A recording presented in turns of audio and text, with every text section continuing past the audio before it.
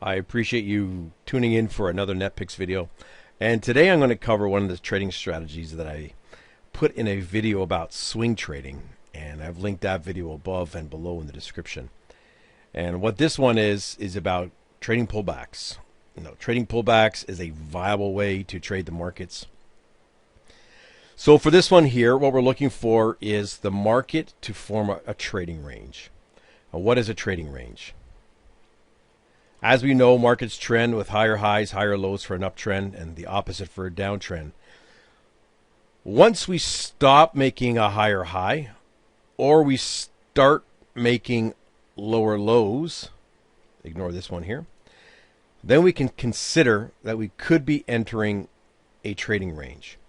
So what I tend to do is, if I'm looking for an uptrend and I'm seeing this happen, and all of a sudden I see this, well, now I got a high and I need a low. In order for this uptrend to continue, I need this high taken out. Right? It just follows a normal pattern of higher highs and higher lows. We put in a lower low here, but as long as our higher high is taken out here, to me, we are still in an uptrend. So what we want to see when we're looking to trade a range is this kind of a price move. Let me come up here. Price breaks down, and we're going to start seeing this kind of price action between a high and a low, and that's vice versa for the shorts. So over here, as you know, I like to put some notes here. We look for a trading range, and we have it. We want to use momentum on the breakout. Why?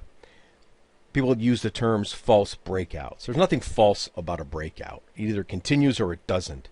If price breaks out, well, it didn't really fake it. Right? It came out of the range. And then we trade the pullback. So for our momentum indicator, we can use the Linda Raschke 310 oscillator. This is TradingView. And if you go into the trading indicators, you can find the Linda 310 oscillator. It's more of a modified MACD. So what do we got? Well, what we're looking for is a breakout in price. And we get that right here. Let me just remove those lines. So price breaks out with momentum. How do we know it's momentum? Here's this low. That's pretty much that low there. Price breaks out, makes a new momentum low. That's what I want to see. Price pulls back, as you can see it does here. Now it can come in this area here. It can pull back into this area here. It can pull back into this area here. These are zones. Okay, so don't be all tied up that it's got to come up and touch the bottom side, because it doesn't.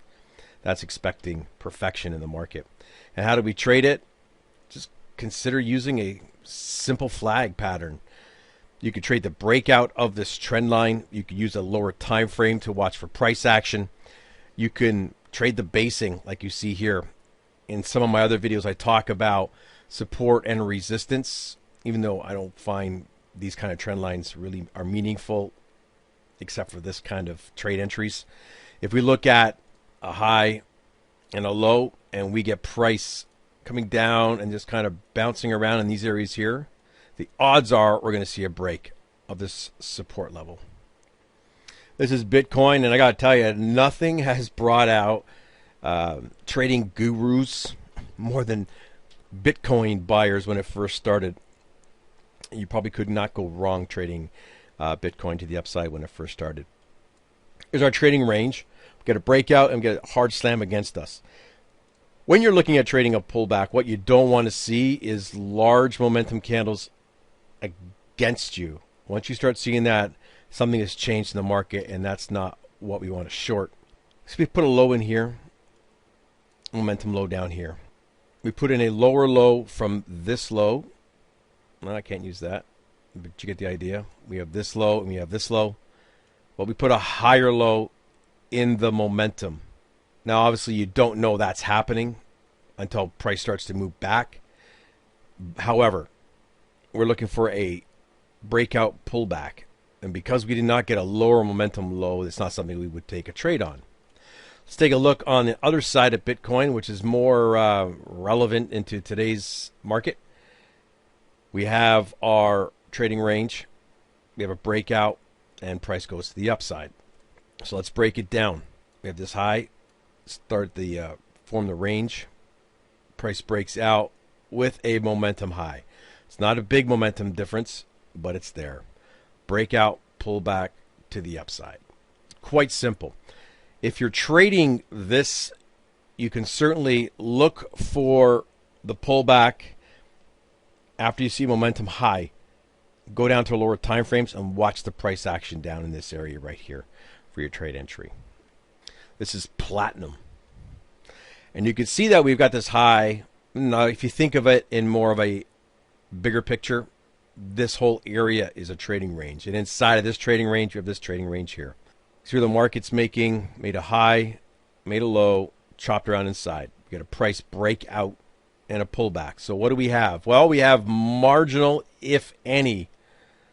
Quite interesting, it comes into this swing high. It's even. So we can consider this either a trade you would look at taking or not. Some traders will look at this, say, you know what, they're equal. That's good enough. It's like if you're looking at a double bottom, does the second bottom have to be directly in line with the first? No, it doesn't. It can overshoot or undershoot. Same thing here.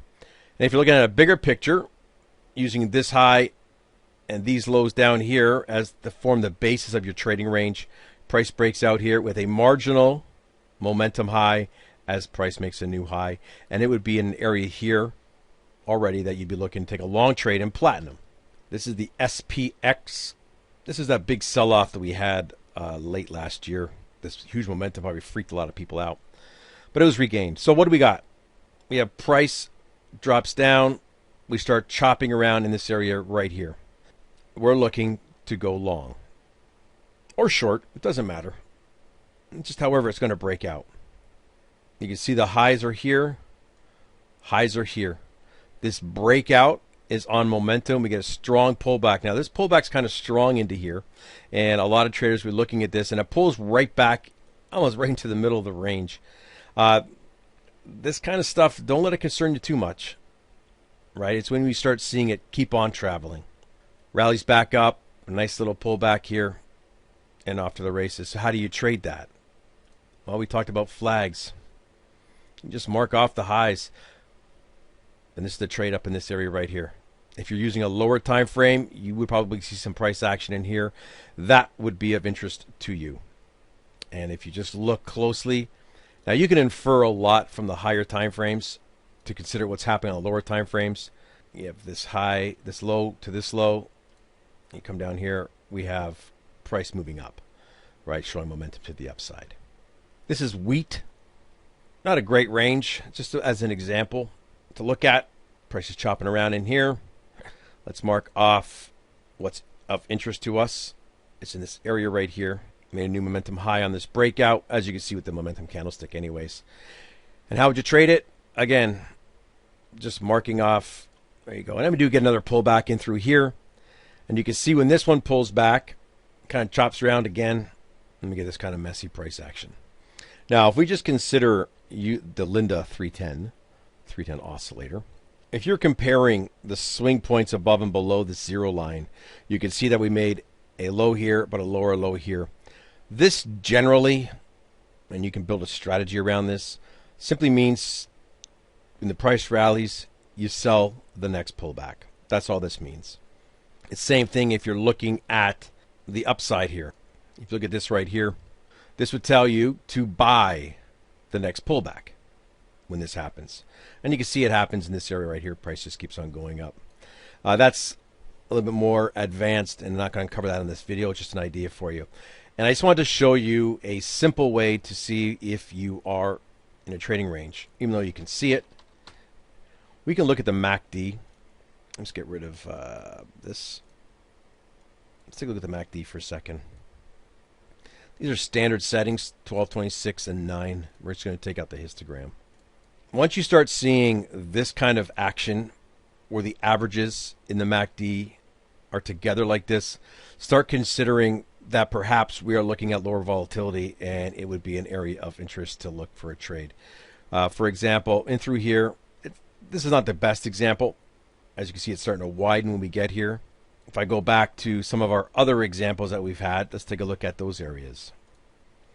In the SPX, we get in this area here, this range, price starts to come up. You can see it's chopping around a little bit for a few days.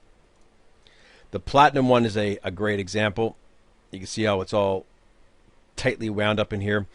And you could actually, as part of your trading strategy, look to have these averages cross back and forth over each other nice and tight. And that would, as you're scanning for setups to find a market that is ranging. And we're back to the US dollar against the Brazilian. So what do we take away from here? We look for a market that's in a consolidation. We look for price breakout. At the same time, we want to see momentums.